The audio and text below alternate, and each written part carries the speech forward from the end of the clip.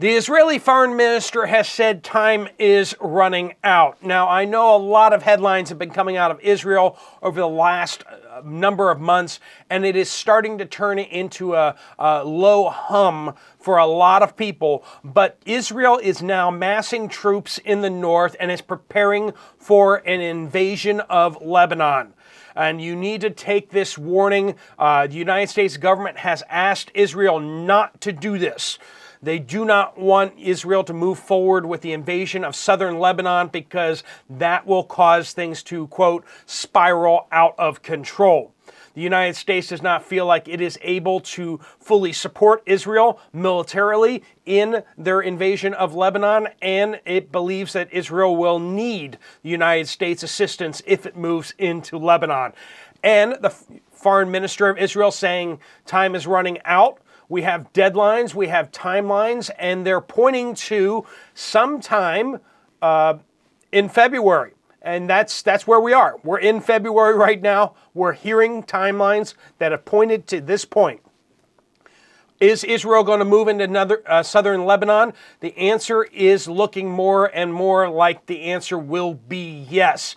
We're going to jump into what's going on, why I'm saying that, and what some of the implications of this will be. Welcome to the Poplar Report. I'm Steve Poplar. I'm an accountant by trade. We are continuing our protest about the U.S. border here. So that's the deal with the Texas flag. But let's talk about Israel. Now, we all know that things are volatile in the Middle East, right? We all have seen the news headlines about more and more Houthi attacks on ships going past Yemen.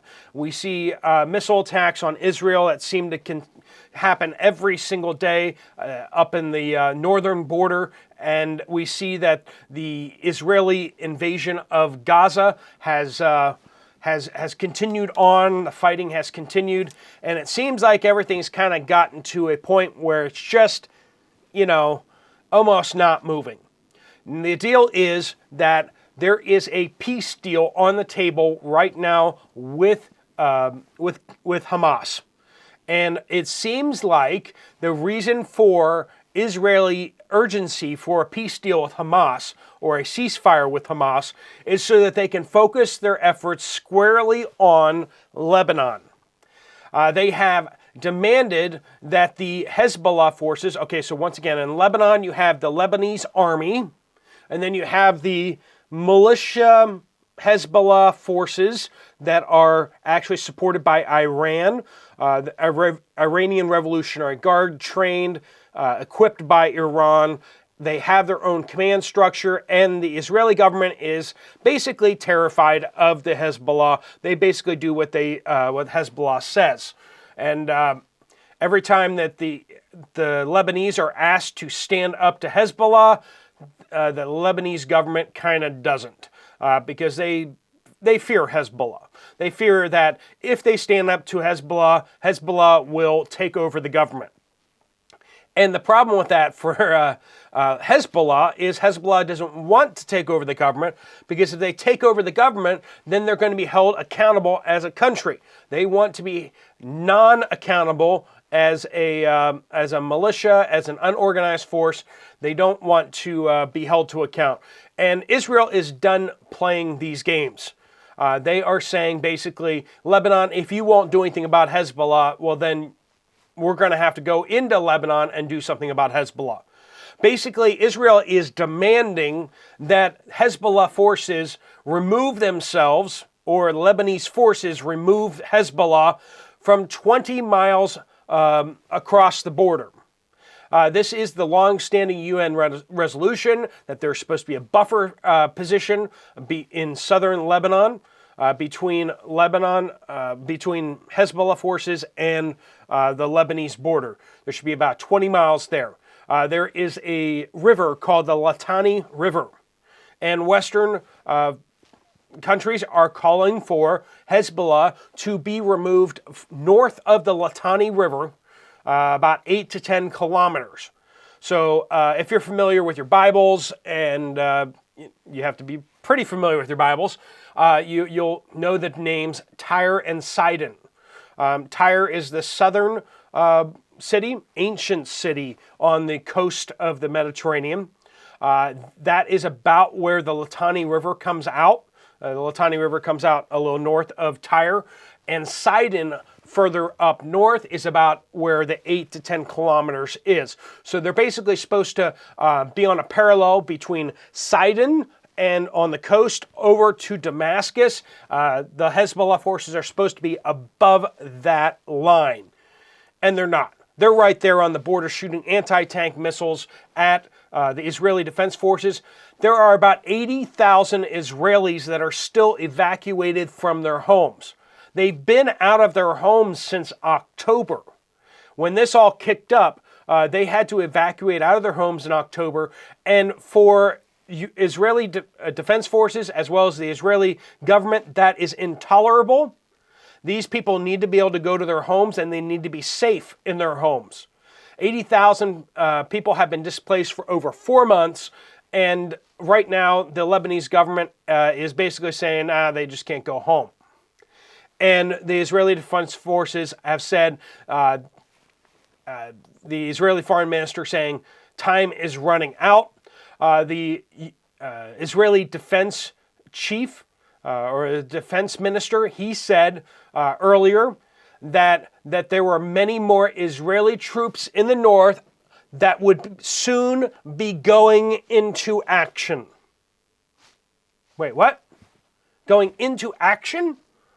Not talking about what is currently happening, which is Israel is responding with airstrikes and with artillery strikes against Lebanese, against primarily Hezbollah forces, though some Lebanese soldiers have been caught up in that. But Israel is saying, the defense minister in Israel saying that many soldiers are going to be going into action in the near future. So in December, basically they were saying that in 6 to 8 weeks, if the diplomatic solution, if there wasn't a diplomatic solution, this was December, in 6 to 8 weeks, that they would try, quote, try a military solution. Friends, if you look at your calendar, 4 weeks would be, early to late January. 8 weeks would be early February to late February. So if we're going to hold those numbers to be accurate, sometime in February, the Israeli Defense Forces are going to be looking at trying a military solution on Hezbollah in southern Lebanon. Now, this will be a massive undertaking. Unlike Hamas in Gaza, which has been cut off and has had very little resupply from outside the country, the Hezbollah in southern Lebanon has been heavily resupplied. They have gotten weapons and munitions from the Lebanese army, allegedly. They have definitely gotten direct support, direct weapons systems, rocket systems from Iran. Also, potentially from the Syrian government. So when we look at the home-built rockets and the home-built explosives of Hamas and fighting from tunnel to tunnel, this is a fundamentally different situation in Lebanon. Hezbollah is a formal military organization with formal military support from outside the country.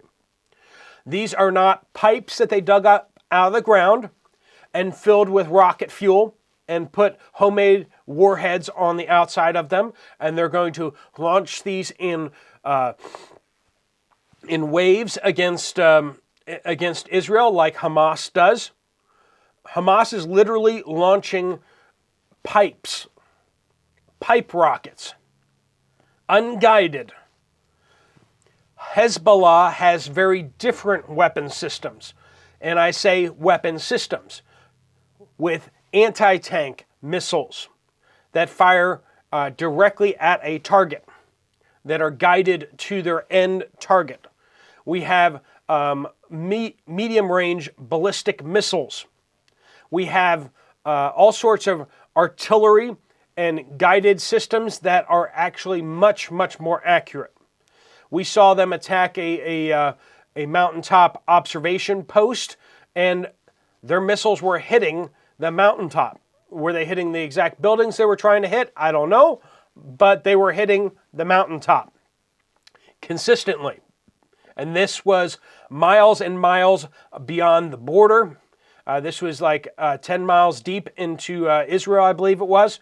And they were able to compensate for elevation changes, all that kind of stuff like that. Hezbollah has much more significant material, technological ability, and much more direct training from the Iranian Revolutionary Guard. They also cross-pollinate with the Lebanese Defense Forces. They also cross-pollinate with the Syrian army. And so when we look at what a conflict with Hezbollah will be, it will be a formal military on military and less ragtag random people running around the streets with in civilian garb. We would be looking at a more formal military showdown. Now, there may be still some of those aspects of people not wearing uniforms and trying to ambush Israeli soldiers. That could be the case. But what I'm saying is the technological ability and the training will be on a fully different level. And so this is going to be a massive military incursion. The Hezbollah in Lebanon has been preparing for this for decades, and with much better equipment than what was going on down in Gaza. So this could be a very significant military movement, and will have significant implications. And will Israel be able to carry out what they're going to be attempting to do? How limited will their goals be? Will they be just trying to push up to the Litani River to create a buffer, sort of like what they have with the Golan Heights against Syria? Will they be fully invading and taking territory in order to create this buffer? Will they move in and allow civilians to stay? I don't know. Or will they push all the civilians out? That's possible as well. This is a serious situation, and people don't seem to realize how close Israel is to moving this. Israel has, several months ago, they started warning all of their hospitals in northern Israel to expect waves of large amounts of casualties. From what? From missile strikes? They weren't talking about missile strikes. They were talking about a major military campaign. And the hospitals were given weeks to prepare to be able to take in vast numbers of potentially soldiers who have been wounded in combat. And why would they be saying that? And I always say, don't listen to the politicians. Don't even look at where the soldiers are at the time. What you need to do is you need to look at the logistics, because logistics are hard to fake. Logistics, when they're preparing the hospitals, when they're preparing the supply chains, you need to set all of that up before you can ever send the troops in. And the troops are moving now up to northern Israel. We're seeing units being moved up north. We are seeing the logistics being built out. And we are now seeing the politicians even starting to telegraph that it's time. That if Lebanon cannot rein in Hezbollah, that this is intolerable and Israel will move against southern Lebanon. Friends, you're not hearing this from anyone else at this point, but you will probably start hearing about this in the very near future. Big news coming out of Israel, and expect a big movement in the near future. They will probably need to do a shock and awe and surprise attack against Lebanon in order to get the upper hand. They will probably not telegraph what they're doing until they've started doing it. But this is as much clear evidence of what's about to come that I think that we probably will get. We probably will not get much more warning before Israeli troops begin their assaults across the border into southern Lebanon. That will cause big problems. The United States will wonder if the United States will need to send soldiers into southern Lebanon as well, if the United States will have to support. We don't have a carrier off the coast anymore. We have the UK is trying to send a carrier down to support the Yemen operation, but the United States does not have a carrier in the Mediterranean that I am aware of at this time. So that may need to change relatively quickly if this starts to move forward. But I think that the Israeli Defense Forces do not really expect to see much support from the United States at this time. And so they may not be even giving the United States a heads up on what's going to happen, because the Biden administration tends to leak stuff. And the Israeli Defense Forces are frustrated with that, and they do not feel like they are being supported by the Biden administration. And so they do appreciate the weapons, material, and money that's coming from the United States right now. But the United States is not the military power.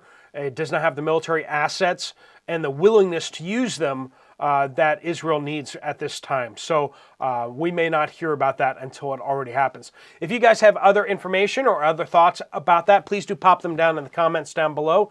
Thanks so much for watching. If you want to check out another video from this channel, there's one right up here. I'll see you over there, or I'll see you guys later. Steve Poplar of the Poplar Report out.